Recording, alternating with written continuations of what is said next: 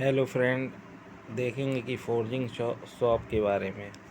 Forging shop एक प्रकार की कार्यविधि है जिसमें स्टील या रॉट आयरन को गर्म करके हथौड़े द्वारा चोट लगाकर अथवा पावर हैमर या फोर्जिंग मशीन के द्वारा किसी निश्चित आकार में बनाया जाता है।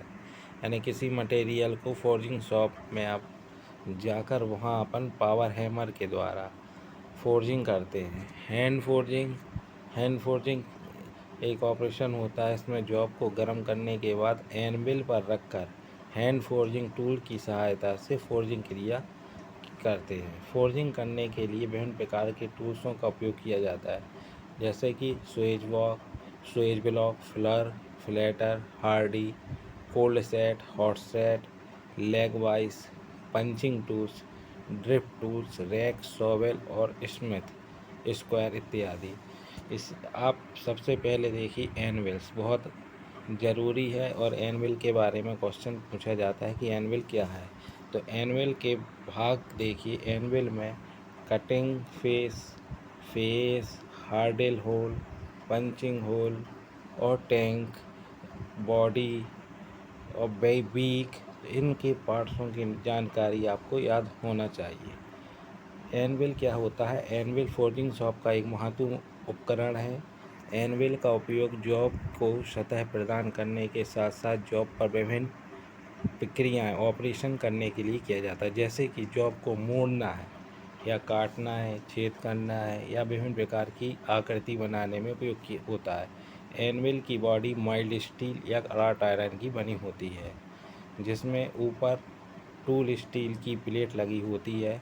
एनविल प्लेट की ऊपरी सतह को लगभग 20 से 25 mm तक की गहराई में हार्ड केस किया जाता है, जिससे एनविल को मजबूती बनी रहे। एनविल को निहाई भी कहा जाता है, याद रखना है। एनविल की सतह पर टूल स्टील या हाई कार्बन स्टील की एक प्लेट को वेल्ड करके जोड़ा जाता है। यह प्लेट हार्ड एवं टेम्पर की हुई होती है, जिसके कारण यह हथौड़े की चोट को आसानी से सहन कर लेती है। एनविल को स्टैंड पर रखकर ही प्रयोग में लाते हैं। यह बाज़ार में 50 किलोग्राम से 300 किलोग्राम तक उपलब्ध होती है, परंतु 150 किलोग्राम की एनविल का उपयोग अधिक किया जाता है। तो यहाँ आपको ऑब्जेक्ट में पूछा जाएगा इनके पार्ट्सों के नाम। यहाँ ए, बी, सी आपको दर्शा देंगे। पूछेगा कि इस भाग का नाम क्या है, तो एनविल के पार्ट्सों के भाग के नाम आपको याद रखना है। एनविल के पार्ट्स: बॉडी, जैसा कि आपको आकृति में दिखाया गया था। एनविल का मुख्य भाग होता है, जिसके साथ एनविल के अन्य भाग भी जुड़े होते हैं। बीक, यह आकार में गाय की सींग जैसा होता है। ये यहाँ आपको चित्र में दर्शाया गया है, और यह आकृति में आकार में गाय की सींग जैसा होता है। इसका प्रयोग जॉब को गोलाकार बनाने में, छल्ले के आकार की जॉब या जॉब को मोड़ने या गोलाई में बनाना इत्यादि होता है। इसके बाद आता है टेल यह एनविल की बीक से विपरीत सिरे पर होता है। इसका प्रयोग जॉब को समकोण पर मोड़ने के लिए किया जाता है। फेस, यह एनविल का ऊपरी भाग होता है जो समतल आकृति में होता है। फेस पर जॉब को रखकर हथौड़े से चोट लगाकर निश्चित आकार प्रदान किया जाता है। कटिंग स्पेस और चिपिंग ब्लॉक, इस भाग में जॉब को रखकर काटा जाता है। राउंड होल, ड्रिफ्टिंग या पंचिंग आदि फोर्जिंग क्रिया में किया जाता है। स्क्वायर होल या हार्डी या फुलर टूल्स को की संक में डालकर फोर्जिंग में लगाया जाता है। इसी प्रकार नेक्स्ट है स्वेज ब्लॉक।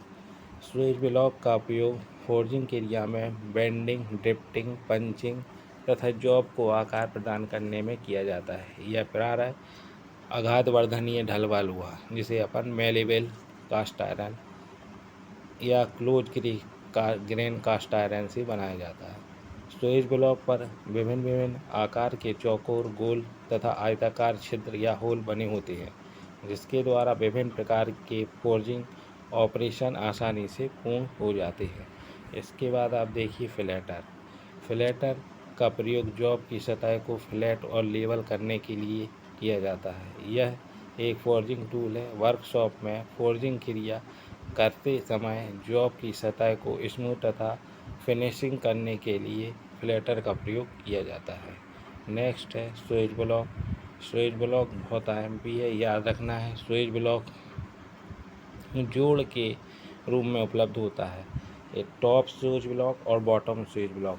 यहाँ देखिए ये है टॉप स्विच ब्लॉक और यहाँ है ये बॉटम स्विच ब्लॉक।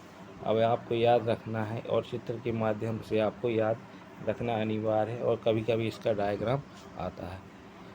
तो यहाँ देखिए स्विच ब्लॉक को हाई कार्बन स्टील से बनाकर हार्ड या टेम्पर करके बनाया जाता है। वर्कशॉप में फोर्जिंग क्रिया करते समय जॉब को समान आकार या गोलाकार, षट्कोण या आकृति में बनाने के लिए स्विच ब्लॉक का प्रयोग किया जाता है। स्विच ब्लॉक के ऊपरी भाग को टॉप स्विच ब्लॉक और यहाँ नीचे भाग को बॉटम स्विच ब्लॉक कहते हैं। इसके बाद लेग वाइस का उपयोग लोहकारी या ब्लैक स्मिथी में प्रयोग किया जाता है। इस वाइस में गर्म जॉब को बांधकर फोर्जिंग, वेल्डिंग इत्यादि ऑपरेशन आसानी से की जा सकती है। लेग वाइस की साइज वाइस के जबड़ों की चौड़ाई से लिया जाता है। लेग वाइस की बॉडी माइल्ड स्टील की रॉट आयरन से बनी होती है। लेग वाइस में जबड़े का निचला सिरा लेग में हिंज्ड के रूप के कारण जो समानांतर न खुलकर गोलाई में खुलते हैं। लेग वाइस में एक टांग लंबी होती है, ये यहाँ दिखाया हुआ है, और इसके किसी लकड़ी या मजबूत या पेंच या लट्ठे पर फिट कर किया जाता है। लेग वाइस को ज़मीन के अंदर फिट कर दिया जाता है। लेग वाइस के में fixed jaw, movable jaw, handle, spring और लेग ये पार्ट्स होते हैं। इसके बाद आया आपका नेक्स्ट फुलर। फुलर बहुत अहम भी है, याद रखना है। फुलर का प्रयोग जॉब पर गोल कॉर्नर या शोल्डर, गर्दन बनाने, नीक या नीकिंग तथा लंबाई बढ़ाने में किया जाता है। हाई कार्बन स्टील से बनाकर हार्ड एवं टेम्पर करके बनाया जाता है। यह दो के जोड़ के रूप में होता है। नीचे वाले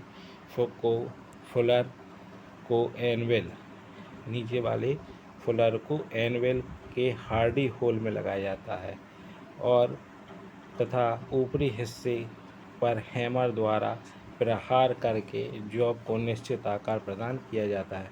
तो ये टॉप फ्लोर और ये यहाँ पर बॉटम फ्लोर आपको दर्शाया गया है। आपको ये याद रखना है डायग्राम। अगर आपको हमारा वीडियो अच्छा लगा हो तो लाइक और सब्सक्राइब करें और हमारे पिछली वीडियो को देखें, जिससे आपका बेसिक तैयार होगा। फिटर, डीजल मैकेनिक से संबंधित सभी मैकेनिकल ब्रांच में इसके बारे में पूछा जाता है।